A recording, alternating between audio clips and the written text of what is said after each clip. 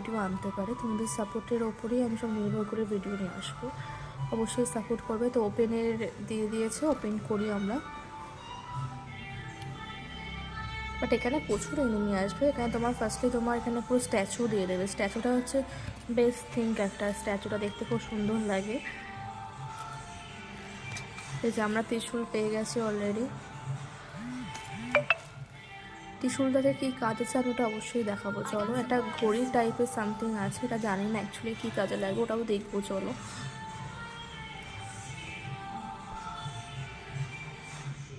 আমাদের ত্রিশূলটা হচ্ছে আমি এখানে প্ল্যান্ট সামথিং করবো, মানে এটা আকাশে উঠলে কিছুটা প্ল্যান্ট সামথিং।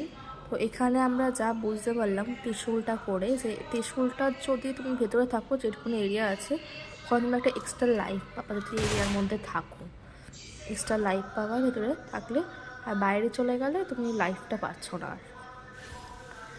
এটাই হচ্ছে আসলে ত্রিশূলের কাজ, মানে এরিয়ার মধ্যে থাকলে তুমি লাইফ পাবা, তোমায় কেউ মারতে পারবে না, কিন্তু তুমি বাইরে চলে গেলে তোমাকে সবাই মেরে দেবে। এইটুকুনি হচ্ছে তোমার ত্রিশূলের কাজ।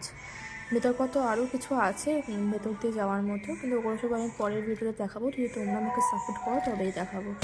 চলো গাইস, আজকের জন্য ভিডিও আমি এখানেই শেষ করি। অবশ্যই লাইক করবে, সাবস্ক্রাইব করবে, আর অবশ্যই কমেন্ট করবে যে কী কী আপডেট করলে তোমাদের পছন্দ হবে। Thank you.